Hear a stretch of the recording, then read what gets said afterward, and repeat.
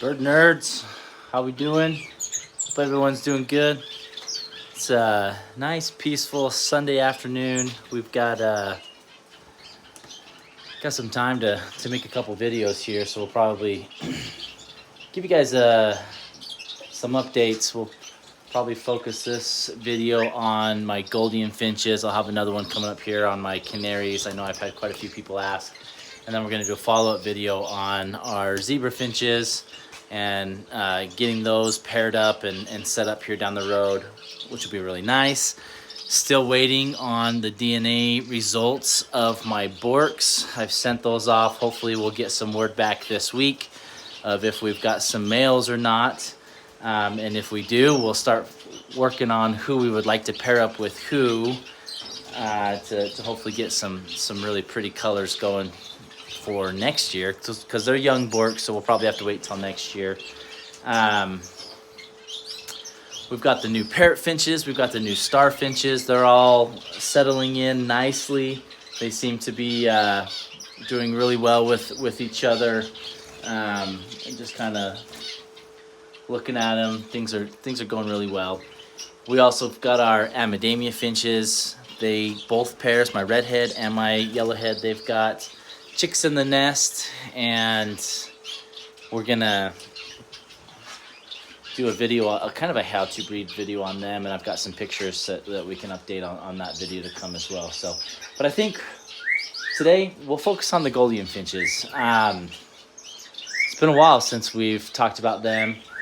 Next month in August will be our year mark of having lived in this new house and having the birds moved over.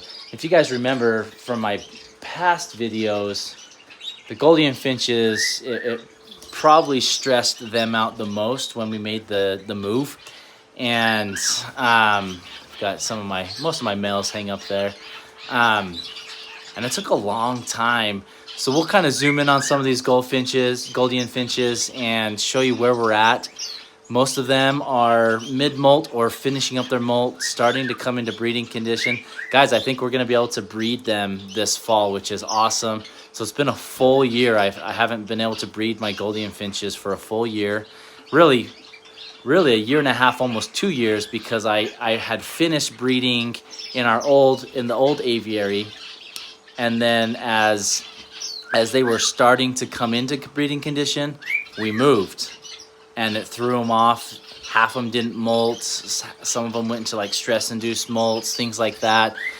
I did try and pair up a couple of my pairs that looked okay, but we never got any chicks out of them. I did have a pair that hatched a clutch, and they tossed first day of. So I'm hoping now that all of them have gone through, they're used to their environment, they're used to the new surroundings, they've gone through steady molts.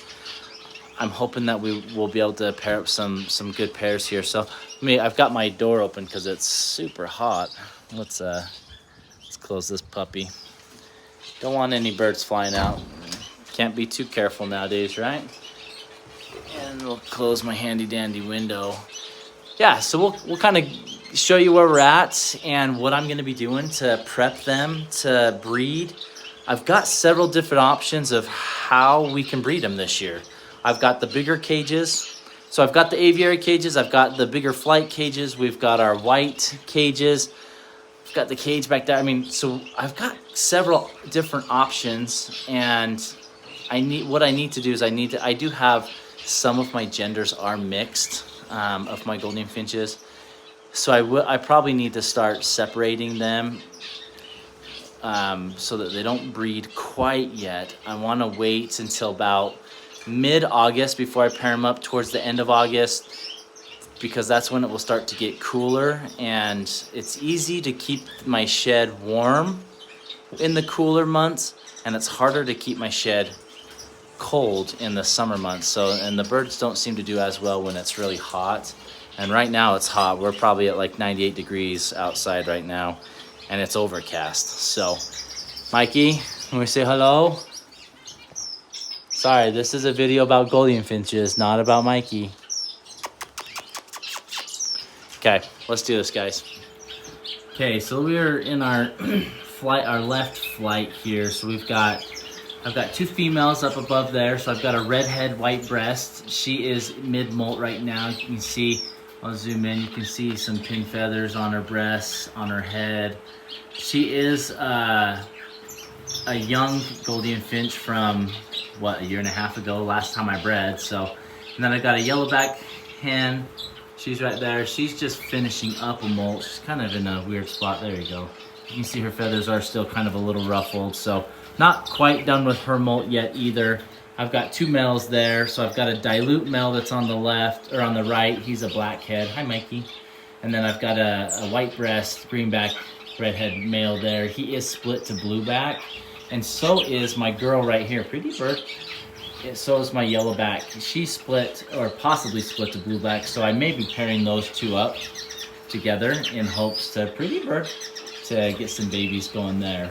Up here, he is my oldest male. I think he's from 2012. He is currently molting right now. He's probably my roughest looking Gouldian Finch right now. Although he is split to blueback, and he has been courting her, this yellow. So I may keep them together. I just, with him not being, I mean, you guys can look at him. He looks pretty rough, right? So he's old. He's in the middle of a molt. I'm really debating on if I want to pair them up. I don't know. We'll see. And then I do have an orange head greenback male there. He's older as well, but I think he's been pretty active. He's been singing up a storm. Excuse me. So I think he's gonna be looking pretty good to be able to breed for me this year. I really hope so. I know he's been courting a female through the wires. So we've got him, and then I've got one more. Look how pretty this guy is. He's finished molting. His beak he's starting to get that pearly white beak. He's coming into breeding condition. Isn't he gorgeous, guys? This is a wild type. And he is split to orange head. You can see he's got that orange tip on his beak. So orange is recessive, right? So you got your red heads are dominant, then your black heads are recessive to the red, and then orange is recessive to both red and black. But he does carry that orange gene, and that's why you see that red or that orange tipped beak. That's how you can tell on your both male and female blackheads. So just gorgeous birds. This guy, my dilute, I am excited and hope to breed him this year with my yellowback hen that's in here. So I've got several more Gouldian Finches on this side, both male and female, and I'll try not to disturb them too much so we can get you guys hopefully some good pics. So there's one of my black-headed females. She's white breast, greenback. We've got, let's see, I don't see any over there. Most of them are back over this way. There's a nice little redhead female, purple breast.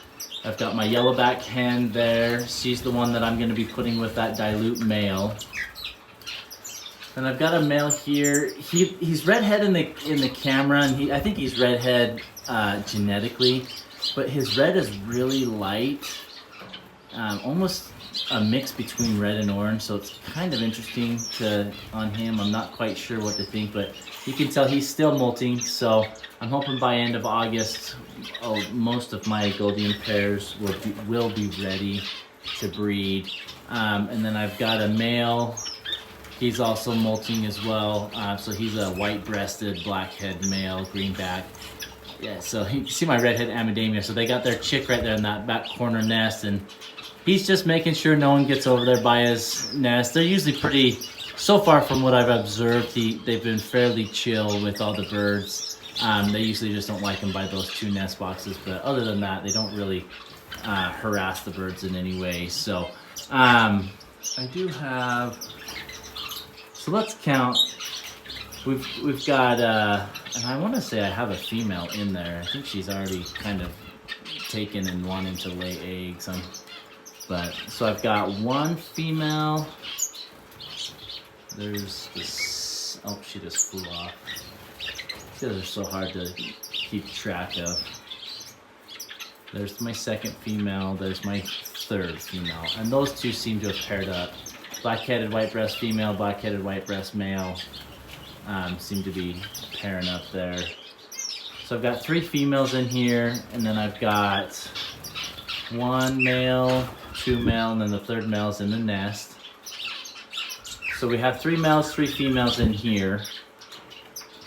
And then on this side, I believe, so we are male heavy. And then on this side, we've got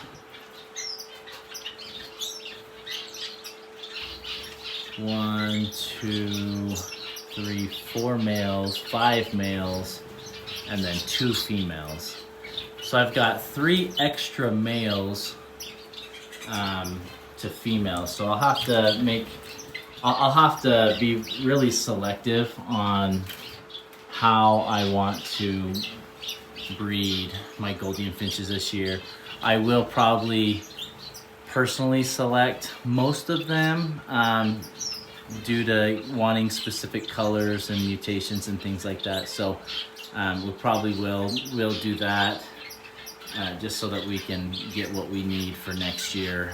And I will most likely be holding on to some of my Gouldian babies if I can get any this breeding season. That's because you can see a lot of my males are older. My females are younger, but most of my males, they're 4 years and above.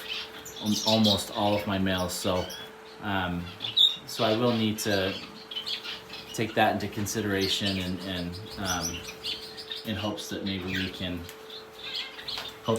can get some better pairs next year, breeding season next year. So so really currently what I'm doing to get my Gouldians ready, and it really has helped with my Amadamias. They've been with their babies in the nest, so I've started to feed some mealworms, and that's really triggered my Gouldian Finches.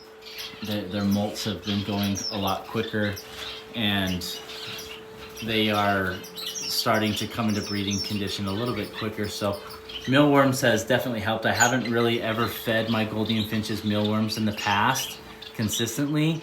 The only reason why I'm doing it right now is just for my redhead Amadamia Finches, and I've seen my Gouldians, they've the first few times they didn't touch them, and now all of my birds, as soon as I walk out, they all go down and just go right after those mealworms and just kind of destroy them. So I think what I'm going to do, my plans for this year, so I have this breeding cage that I have my pair of stars in. I've got my Rosy Bork pair in there. I've got my Scarlet Breast pair of parakeets in there, and then another pair of stars in there. My stars are sitting on eggs. I haven't ever checked their nest, so I have no idea where they're at or even if their eggs are fertile. So I think what I'm going to do is, come end of August, if nothing has happened with the stars, I'm going to pull them out and I'll throw a pair of Gouldian Finches in there. My Rosies, if you guys watched my last video, I did have at least one of the 5 eggs that I could see some veins and life in there. So I'm hoping that we can maybe get some babies there. But if by end of August none of the eggs have hatched, I'm going to pull this pair as well. And then we'll throw at least 1 pair of Gouldian Finches down there. Same with my scarlet breasted parakeets. If she hasn't laid any eggs by August, I'm going to pull them and give them a break for the rest of the year. And same with that star pair. This star pair, they have built a nest. You can see in that nest box in the back wall, and they've got quite a bit of nesting material coming out of it. So they have built a nest. So if they do lay eggs and may have some chicks or something in the nest, I'll probably leave them in there and just utilize these other 3 breeding spaces. So that'll be good. I will have this cleared out because I'll know what genders my Rosy Borks are by the end of next month. So I'll pull them out and I'll probably put a pair of Gouldian Finches in there too as well. So all of my Gouldian Finches, they should have their own breeding cage with plenty of space to fly around. It should be good. I have 5 females, right? Let's see, I think I counted 5. 1, 2, 3, 4, 5, right. So I have 5 pairs I can set up. with 3 extra males. So if I can get my hands on a couple extra females, then I'll set that pair up as well. But if not, we'll make that work, and I think that'll work good. We can do a pair there, a pair there, a pair there, and maybe add a second pair in either of those because they are big enough. Add a pair here, and then if we need to add anything into the white cages, we can, or if we want to just keep a pair of Gouldian Finches in the main flight, we can do that as well. And then all the extra males, I'll keep them together in a separate flight so that they're not competing for any, you know, for any other females that I've already paired up. So I think that'll be really good. I think we'd be able to make that happen and have some success that way. So super excited about that. Trying to think what else we've got here. I will be, I mean, I feed and egg food daily just because of my Amidamias. They have their chicks, so that has been helping the Gouldian Finches come into breeding condition. Like I said, once the temperature cools down a little bit, that'll be a really strong trigger for my Gouldian Finches, and they'll definitely want to start breeding once the temps come down to, you know, high 70s, low 80s. That's optimal temperatures for the Gouldian Finches to breed. Cocoa fiber has been really hard to come by, and that's all of my finches' favorite nesting material. So I have been on the lookout to try and get more cocoa fiber so that I can put out here for the birds to build their nests. So that's something that I am keeping an eye out on, because that's always a trigger to get them to start breeding, is when I throw some cocoa fiber in there. So make sure you have that on hand for your birds to breed in if needed. Trying to think what else. Diet, temperature, some nesting materials. I think those are all things that should be good to go as far as helping you Gouldian Finches breed. I'm just excited because, you guys, it's been so long. It's been, yeah, almost 2 years since I've been able to breed my Gouldian Finches steadily. So hopefully we'll have some good success here and be able to get these birds going and get some eggs and some babies and some chicks for you guys to follow, and for us to wean out this upcoming year. So excited for that. Drop some comments down below, guys. Let me know what you think on how to breed Gouldian Finches, diet, you know, things like that. Whatever questions you have, I'd be happy to try and hopefully answer them in upcoming videos. Appreciate you guys' support and what you guys do for the channel. So make sure that you're liking the videos, sharing them, subscribing them. Reach out to your bird friends, let them know of the channel so that we can grow this thing together and help each other. So really appreciate you guys, and we'll see you next time.